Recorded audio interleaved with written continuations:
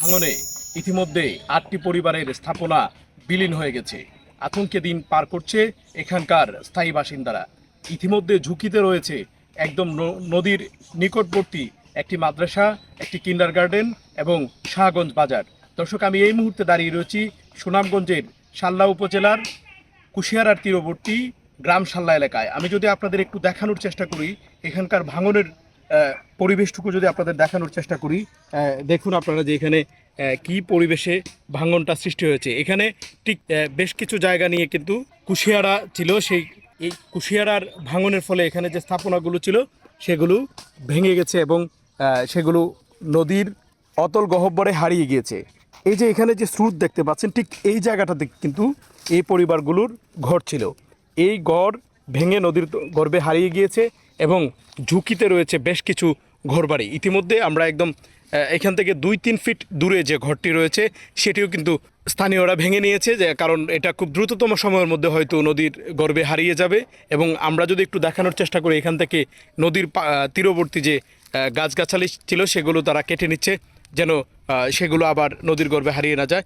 যদি একটু দেখানোর চেষ্টা করি, এখানে কিন্তু একটি পাখাগড় ছিল। এই যে পাখাগড়ের ভাঙনের ফলে পাখাগড়টিও এখান থেকে বিলীন হয়ে গেছে।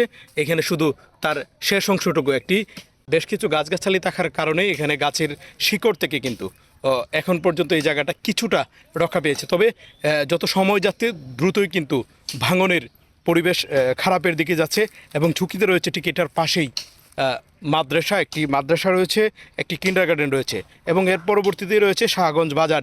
এবং এখানকার স্থায়ী বাসিন্দা যারা আছেন তারা বলছেন যে আগামী ১ সপ্তাহের মধ্যে হয়তো ভাঙন যদি রোধ করা না যায় তাহলে মাদ্রাসা সহ কিন্ডারগার্টেন ভাঙনের মুখে পড়তে পারে, কিংবা কিছুদিনের ভেতরেই হয়তো বাজারও সেই ভাঙনের কবলে পড়বে। আমরা কথা বলেছি এখানকার শিক্ষার্থী যে ছিল জিসান নামের একজন শিক্ষার্থীর সাথে। তিনি বলেছেন তার ঘরটি কিন্তু এখন একদম নদীর তীরবর্তী এবং তার নদী থেকে ২-৩ হাত, ভাঙন থেকে ২-৩ হাত দূরে রয়েছে তার ঘরটি। জিসানের সাথে কথা বলেছিলাম। জিসান আমাদের যেমনটি জানিয়েছে যে সে ১০ম শ্রেণীতে পড়ে, কিন্তু সে এই মুহূর্তে পড়াশোনা করতে পারছে না, এক ধরনের আতঙ্কে আছেন এবং তাদের ঘর আজকে ভেঙেছে, তারা ভেঙে অন্যত্র চলে যাচ্ছে, তাদের জায়গা জমি নেই।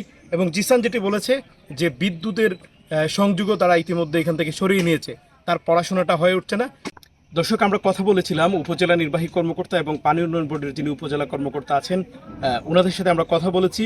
ওনারা সরজমিনে পরিদর্শনে এসেছিলেন এবং এসে প্রাথমিক যে তাদেরকে খাদ্য সহায়তা দেওয়া দরকার সে খাদ্য সহায়তা দিয়েছেন এবং আমাদের জানিয়েছেন ওনারা কথা বলছেন জেলা পর্যায়ে এবং উচ্চতর পর্যায়ে কথা বলছেন যেন দ্রুততম সময়ের মধ্যে এখানকার যে সমস্যাটি সৃষ্টি হয়েছে সেটি দ্রুততম সময়ের মধ্যে সমাধান করা যায়, প্রাথমিকভাবে যেন এই ভাঙন রোধ করা যায় সেই দিকে তারা অগ্রসর হচ্ছেন বলে জানিয়েছেন।